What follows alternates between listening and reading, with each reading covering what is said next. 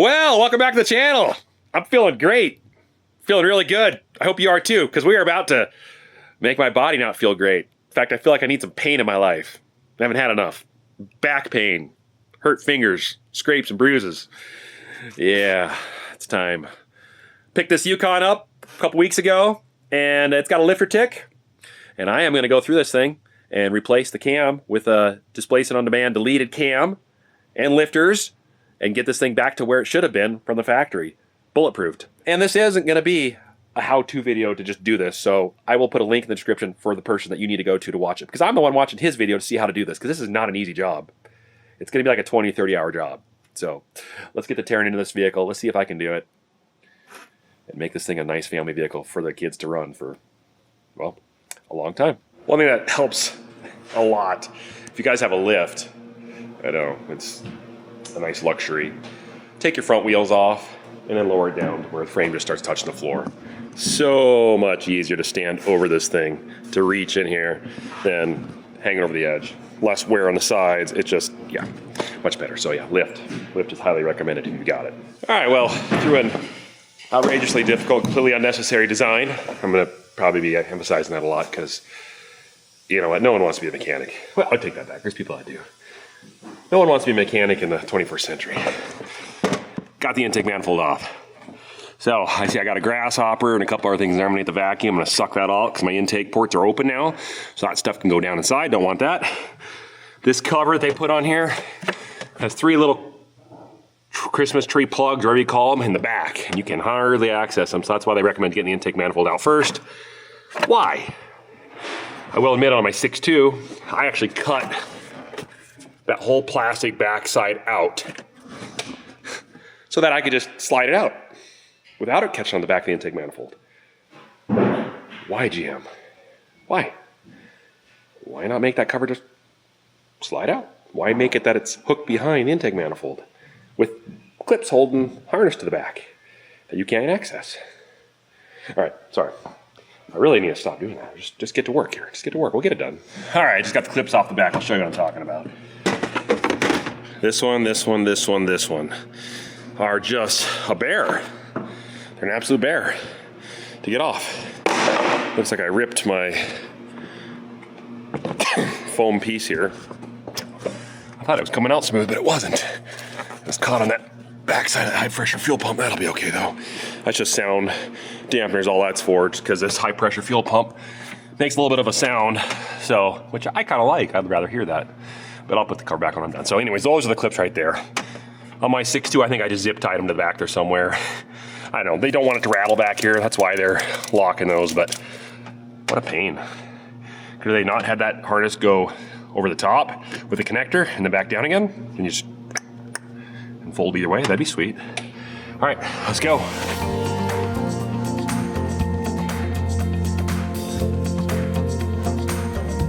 So I've got the alternator off. I've got the AC compressor drop down, the brackets off the front. This is the tensioner for one of the main serpentine belts. I don't know. This is always the million-dollar question. Do you replace it while you're in here? Spins freely. A little bit of sound, but not bad. I mean, it probably's got another 50,000 miles in it. I don't know. Same with the water pump. That's the water pump right there. I've decided I'm gonna reuse it. It's not leaking yet.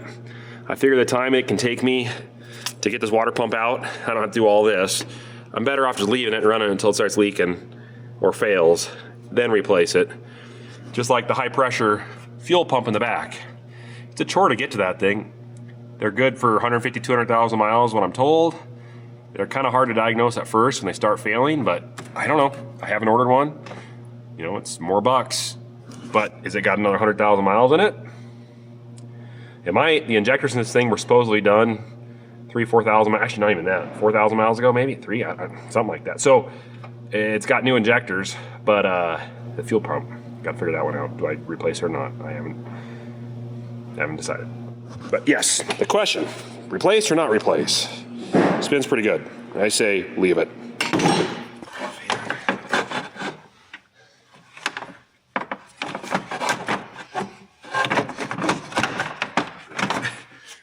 I didn't watch this part of the video. I think its radiator hose at the top needs to come off.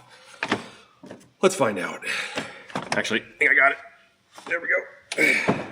So, just pulled the fan out. Spins nice, but I see something here and I just... Why is there ball bearings? These little balls jammed up inside there. Is that for balancing? Is that how they balance these things? That cannot be from the internal bearings. I don't know. Isn't that weird? I don't want to pull them out yet. I think those are put there on purpose. That must just be to balance these fans out. That is so weird. Huh? I went home and got some food, and my wife started laughing at me uncontrollably. And usually that means something abnormal's happened. So I was like, what's gone? She goes, look at your butt. Turns out I sat on something round and oily perfectly. Bullseye. I hope that comes out. I won't go to town in these pants.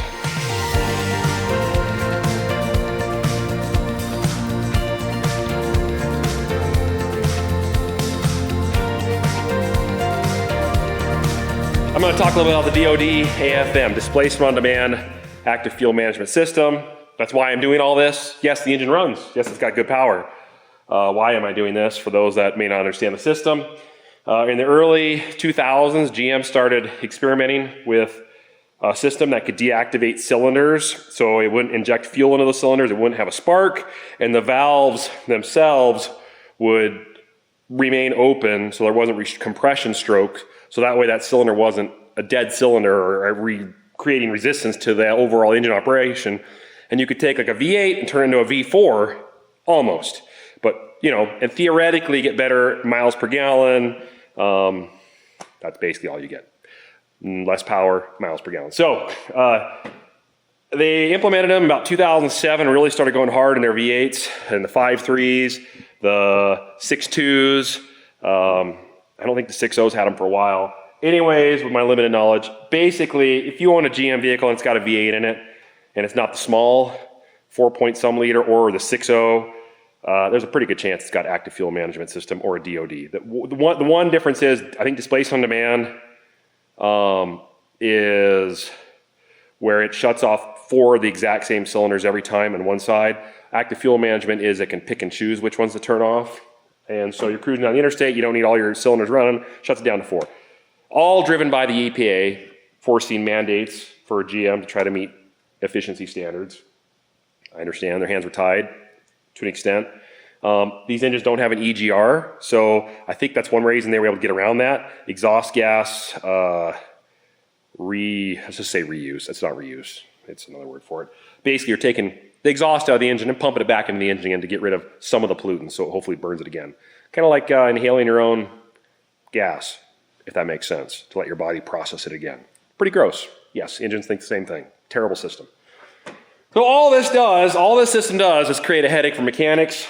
It does help add some maintenance bills for shops, but it's shop time. But so these engines were near bulletproof, like 400,000 mile engines. The 5.7, 350, the 5.3, this thing should be good for 350,000 miles easy with an old style roller cam. So what I got to do is I got to get in there and pull the camshaft out and get those special lifters out that turn on and off based on oil pressure. When it decides it wants it, it kicks oil pressure to them, which inflates them and then deflates them. And anyways, those lifters fail. And when they fail, they beat up the camshaft, and they beat up the camshaft. They either bend push rods or they send filings through your engine and destroy your engine. And it's a headache, and you're going to be replacing them regardless, no matter what. So when I bought this vehicle, I knew it had that system, just like a lot of ours do. I've already done it to my pickup. And so I thought, I can save some money. Because that's kind of how we work here in Montana, because as you guys have seen, we just don't grow very good crops these days, and, well, don't make a lot of money. So this is a great way to build a bulletproof, very reliable engine with a new transmission family vehicle. So that's what I'm doing. It's just, you got to get in there deep to get that out. I mean, they changed the designs on these L86. These are the Gen 5. I don't know when they did it exactly, but they made it so that the heads, which are these top places here, and there's a big old chunk that sits on top of your cylinder, right above your pistons, has got to come off to change the lifters. It used to be you could change the lifters and the camshaft without pulling your heads. No longer. So that's why there's just so much more into this to get in here. In the fuel system, with the direct fuel injection, they've got injectors in every cylinder. That didn't used to be there. It used to be a throttle body system or carburetor way back in the day where it just injected fuel into the intake manifold. That's pros and cons in all way too. Less efficient, but at least it cleaned your engine. The problem with this engine, which you'll see when I get in there further, I mean, I bet if I show you some of this in here, oily, dirty, oh yeah, there's crusty stuff in that one. There's no fuel. Fuel is a great degreaser, a great solvent, I guess you could say, and it eats the carbon away that builds up in your intake. And with a direct fuel injection, pumping fuel directly into your cylinders, you're not putting that gasoline through your intake systems, washing it all out. So your valves get all crusty and nasty. That is a downside about this engine, and there's nothing you can do about that. There's nothing. You cannot get away from that if you use this style engine. You have to go way back to an older style. It's not the end of the world. It's just your valves can get a little dirty over time, and occasionally you need to clean stuff. So I'll check my heads and go through them. But that's that system that I'm removing. GM's still putting in their vehicles. I know they don't have a lot of other answers out there to do something different, but I just wish they would. It's a nightmare. So many of these vehicles have gone in for push rod being bent, collapsed lifters, and this system, deleting it, makes it so much better. So anyways, also another thing you can do, which I'm gonna show later in the video, for that carbon buildup in your intake, is you put a catch can in there. And a catch can takes the venting out of the top of your valve covers and all the nasty gases and everything that have carbon and oil residue that go through your intake again, and it runs through a special container that collects all the oil out of it. And then every oil change, you just unscrew it, dump the oil with your oil change out, screw back on, and that saves a lot of that crud from getting in your intake system. Make sense? I forgot one more point. A lot of you have these and you know about the system, and you're running a tuner or a little chip that plugs in your OBD-Y2 port. Never can remember that. Anyways, that does help. It keeps your engine thinking, hey, I should be in V8 mode all the time. Don't deactivate cylinders. That's great. You don't get carbon built up in your piston rings. You're keeping those cylinders firing and running. That's a good. Unfortunately, no matter what you read on the internet, if anyone says otherwise, it does not remove the core problem, and that is those bad lifters that are in there. And they're, even though, yes, they might be fully energized and not, I guess, collapsed or whichever way they work when they are disengaging the cylinder, there's still the parts in there and they still fail. It'll probably help the life of your vehicle go further, which is a good thing. So for really what they cost, those little chips cost, I recommend putting them in if you can, if it's legal in your state, because it will help. I have a Suburban that's an 08, it has the older style AFM system in it, and I've had the chip in there. The previous owner had the chip in there. Most of its life it's had the chip in it. It's never been fully camshaft deleted, and it's got 200,000 miles on it. It's still going strong. So no lifter tick. But this one does have a lifter tick. I heard it, so I know it's got a problem, so that's why we're doing this.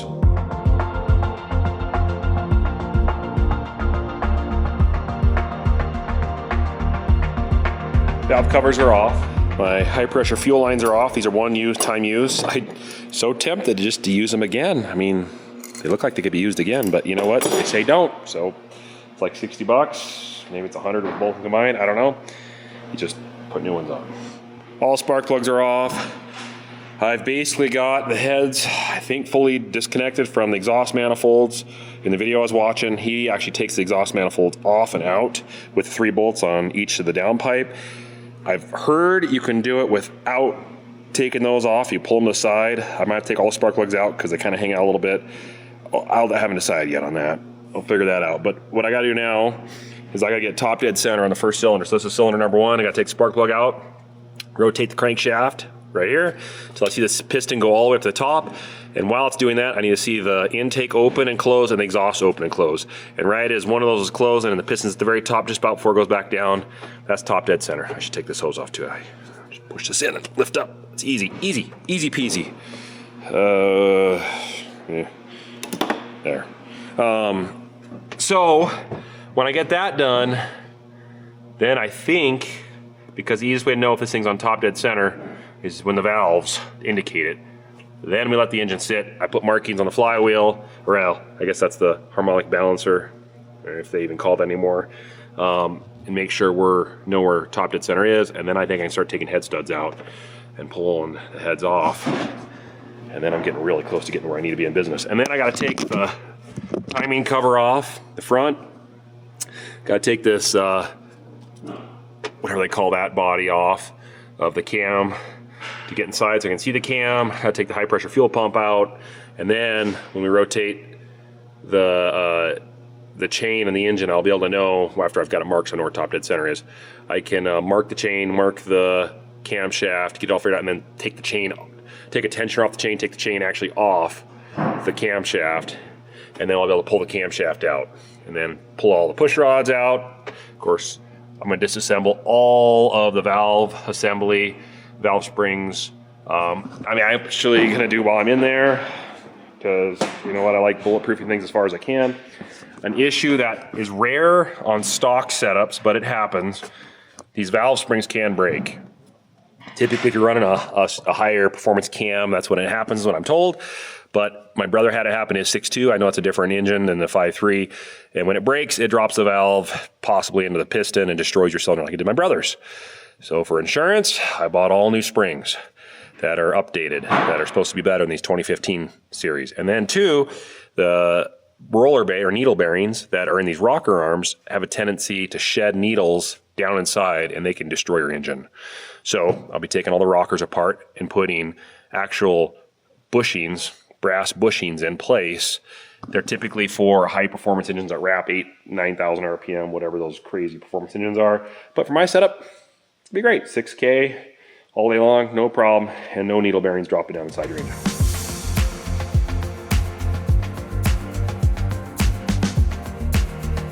I checked my scope, sitting right here, an old guy. We've had this one for a while now. It works pretty good.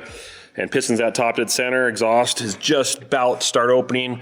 So I marked with a wax pen on there just so I have an idea of where top dead center is. Now the pressure on the camshaft should be off on the high pressure fuel pump because there's a big spring in there, they say, so you want to make sure it's on top dead center. That takes the pressure off that fuel pump. So now there's two 13mm bolts, and I can slowly work them off evenly, turns on each side, and I should be able to pull that out. And then next step.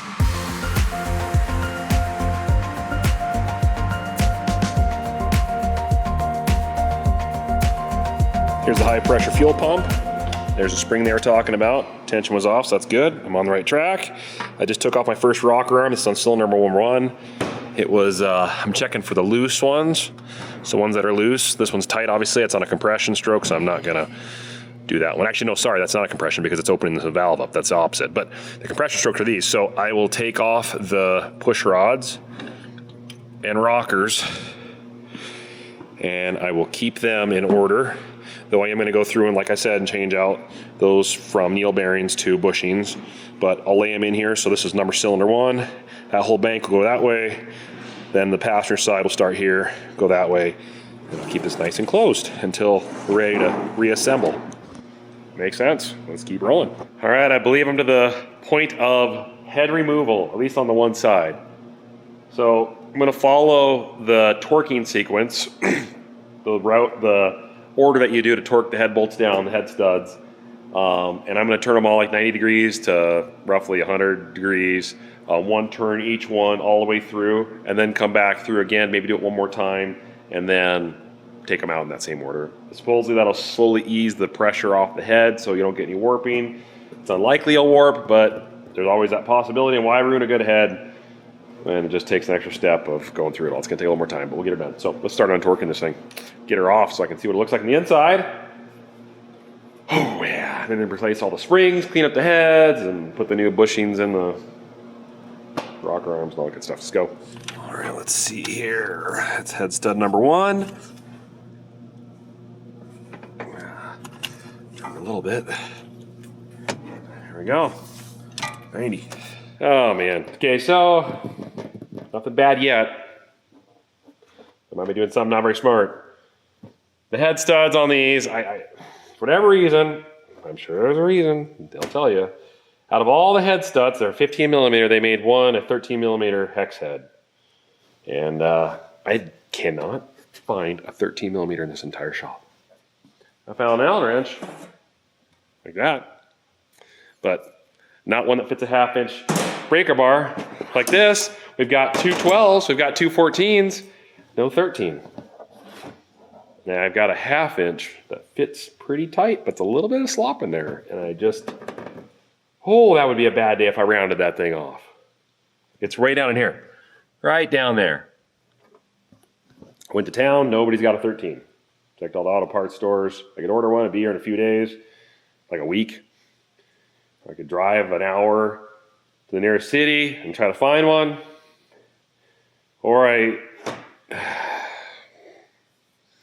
put duct tape on the end of this 1/2 inch and it makes it nice and tight in there, and see if I can get that stud off of that. I just don't know if it's gonna work great for come time to torque it. So I need to do some looking. I might put this in there and just pull on a little bit and see if I can get the turn. If I can't, I do have a 13 Allen wrench here. I could put a pipe on that, at least get that head stud out, keep progress going. But when it comes time to do torques, I gotta have the right socket, or whatever you call it. So yeah, not good. Let's see what happens. All right, I was able to break it loose. So it's a 90-degree turn. All right, front two are 90'd. Now to do the back two, in, all the way to the center, and then start over again and back them all off completely this time. So yeah, why can't we have just done regular 15-inch bolts, you know? Like that one and that one and that one and all these, I don't know, whatever. Let's keep going.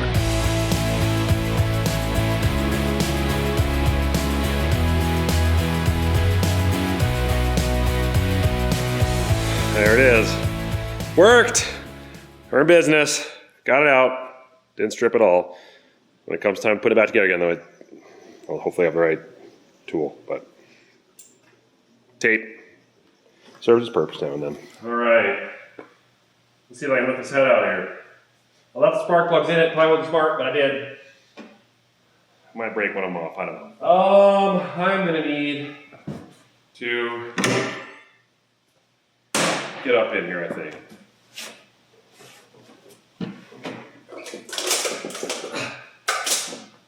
There. Oh, some scrape marks on that valve, but it must be when I was just taking it off. Not terribly carbonated. Exhaust ports, a little carbon in this one. Not bad. So you can pull these out now. Take a look at these intake ports. See what they look like.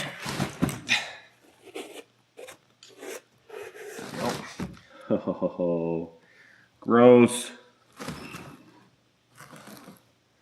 This valve in the front, or is this the front? That's the back. She's got chunks of carbon on it. I'll try to clean that up as much as I can. These ones aren't bad. I don't know if you guys can see this. Can I get you? If you can see that right there, there's the valve. See all that carbon on there? Can you see that? Compared to that one's clean. That one is not. That's the problem with these direct injection engines. Nothing to clean those valves off. The intake valve gets pretty nasty. But all that's from oil and soot being sucked up through the vacuum from all the crankcase, goes all the way up and around and back down in again. That's the problem. That's why a catch can does help. Filter some of that garbage out of there so it doesn't end up on your valves, which this will have. All right. Pistons. What do we got here? There's our head gasket. I mean, just rough eye right now. They look pretty nice. A little bit of carbon right there when I peeled off the head. I don't see any weird gouges or flakes. I'll take a real close look at each one, spin the crank over, check the cylinder walls of each cylinder. But I mean, I still see cross hatching. I don't know if you guys can see that with this horrible camera, but I still see all the cross hatching in those cylinders over there. Cylinder walls, isn't that awesome? That's good sign. That's machining from the factory. So I think, I mean, overall, I think this engine's pretty well, not well used. It's got a lot of life left in it. And the rotating assembly looks like it to me. It's just that camshaft and lifters, which are right here. Oh, those guys. Those are the problem child. That's the only reason I'm going in here for. This thing could have been a 250,000 mile engine. Easy. That. Why'd they do that? All right, I just pulled the second head. And here's what we got. Carbon, of course, where it should be. Pretty typical. These are pretty new spark plugs, so I was looking at the maintenance records, and they had them changed like 3 times in 2 years, so definitely don't worry about that. I gotta clean all that up. I mean, nothing unusual here. I mean, the valves all look fine. Everything looks fine. Let's flip this over. The intake manifolds. Pull out some of my paper in here. That one's in there a little ways. Let's see here. Let me get my light. I can see inside here.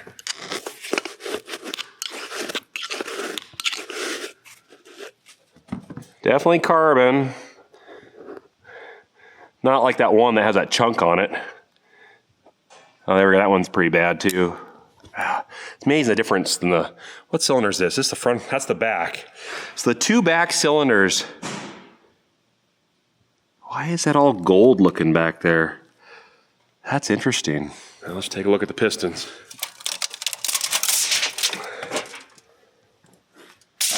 Okay, I was able to leave the exhaust manifold on this one too. Bunch of carbon fell down inside, that's pretty normal. That back piston looks fine. I don't see anything weird. I clean all the carbon off this stuff. Clean this block up really good. I see cross hatching. A lot of cross hatching in that one. That looks really good. I'm really happy with what I'm seeing there. I don't know. All right, well, I think it's just signs of a typical direct fuel injected, active fuel management, displaced on demand, whichever one it is, engine. So let's, I mean, technically now, I should be continuing the process. I gotta start taking the timing cover off, timing chain, and get this cover off to get access to the cam, start pulling the lifters out, or I can switch, clean the heads up, take all the springs off, rebuild it, and then have them ready to go. Either way, I got work to do ahead of me. Another thing too is I could have put a stage 2 cam in this. I think it's a stage 2, 1 or 2. Would have added 100 horsepower just by a cam. 100 horsepower. Take this thing from 350 to 450 horsepower. I was tempted. I didn't do it. It's got enough power. I want this thing to run. Wife doesn't have a heavy foot. I do, but the wife's gonna get driving this thing most of the time. And anytime you add that much horsepower, you just shock the whole drivetrain. And so you're asking for issues, and it really needs tuning. Computer needs tuned for that. You know what? I'm keeping it stock. Minus the non-DOD AFM cam. Also, something I didn't know when I did my pickup, which I guess I could change, it's gonna have to pull the intake manifold off. I don't know if you guys knew this, but there's a screen inside of right there. And that helps filter the fluid from the lifters, I believe, the oil. So if there's chunks from your lifters, it could be caught in that screen in there. Didn't know that, so I ordered a screen. I'm gonna take that one out and replace it. But that's interesting, so we'll know when we pull it off here in a second what it looks like. But yeah, there's a screen in there. All right, learning things every day. Thanks to other YouTubers. Appreciate it, guys. Keep making those automotive videos so I can keep doing what you're doing. Just not nearly as good and really dumbed down. Still works in the end. I decided I'm gonna tinker with these heads a little bit. So this is a spring compression tool I've got on here. I use this to change out the springs of my 6.2 that I had, and I did it with it in the frame, and it was a little sketchy. I did drop a valve on a cylinder. We were able to get it back up again through a magnet like this. Whew, I was nervous. Anyways, a lot nicer to do here because I'm not gonna worry about dropping valves. Actually, I'm gonna take the valves, I think, out completely so I can just carefully clean them up and put them back in and change the valve seals as well because I have all those to put in as well. Here's my new springs. They're dual, so not gonna be dropping any valves on your cylinders. Again, I'm probably overkill here. I probably didn't need to do this, but I'm gonna do it. Here's my trunnion set. I've been calling them bushings, but they're trunnions. I know, terminology. So that thing's beautiful. So they're gonna go into for all the rocker arms. I just took the wedges out, lift this up. I got plenty of thread left on that, good. Take the tension off the springs. There we go. There's the old springs. They got the green markings on them. Doesn't really mean a whole lot. I thought I remember something about the blue is better or blue is worse. I don't remember fully, but keep those all in the same spot. Now let's see if we can get one of these valves out. This is where they like to fall.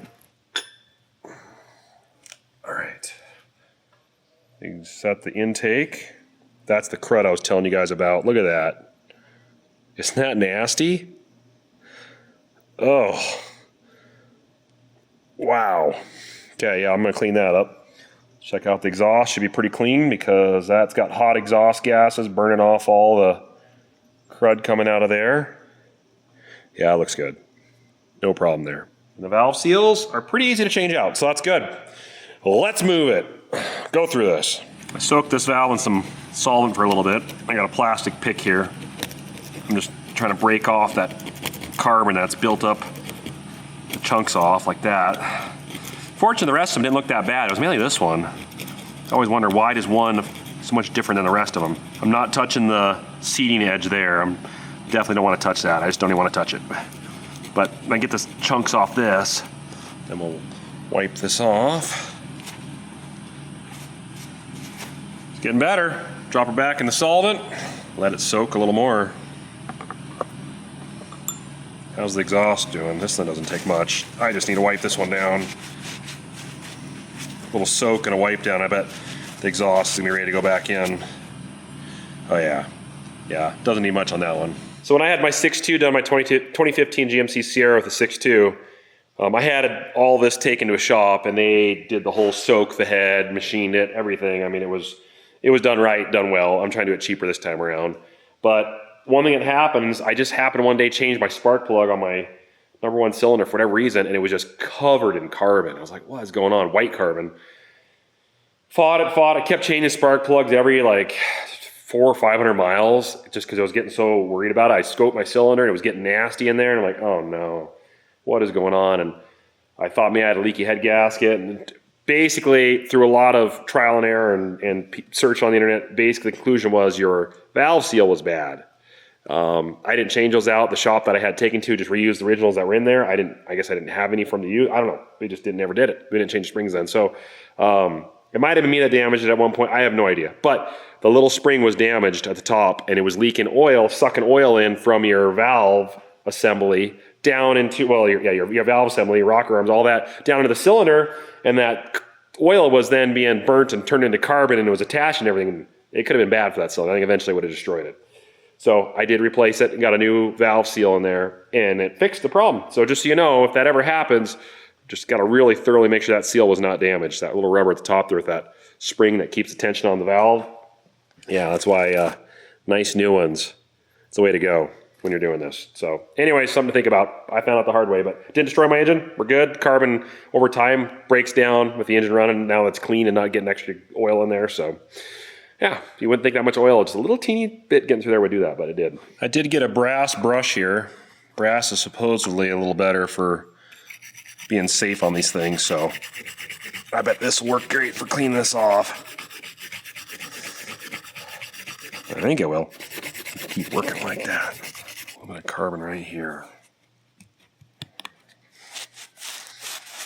I'd say we're making a pretty good improvement.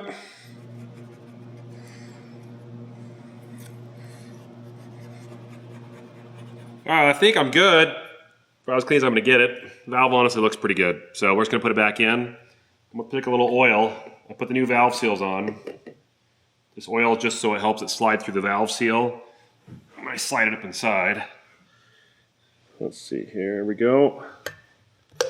That's one. So the exhaust. There we go. Two are in. Set it down carefully. So new valve seals. Intake, exhaust, all in. I clean this up. Obviously, I'm going to do a final rinse and clean down on this too, but got most of the carbon out. Honestly, looks pretty good in there. So I'm just going to do that through all these, just one at a time, one set at a time. Take them out, clean them up, clean the bottom side up. Just don't touch the spots where the valve seat against the head, and go through the whole thing and get all the carbon out of there and put it back together again. New valve seals, new springs. It's a good day. Time for lunch break. We'll be back.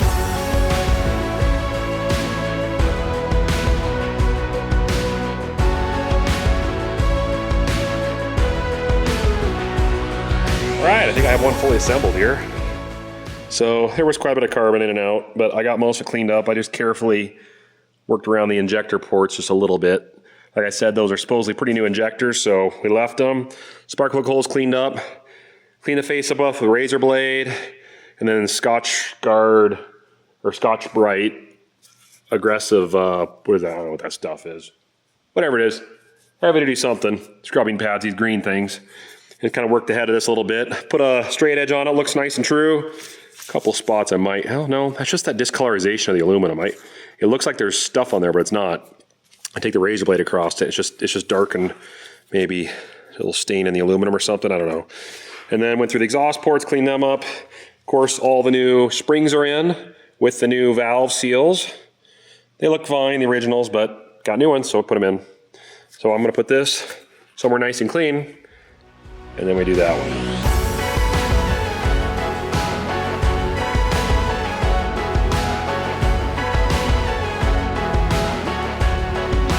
Well, it's a mess, but I think I'm done. Both heads are cleaned up, look a lot better. I don't feel any ridges anymore on here, so I think I'll double check before I put the head gasket on when I go to put this back together, but as far as I am concerned, I think this face is ready, the intake manifold's nice and clean. The injectors, I saw the holes are open on all the injectors, really tiny, tiny holes. All of the new springs are put in with the new seals, and the exhaust manifold side is pretty well cleaned up.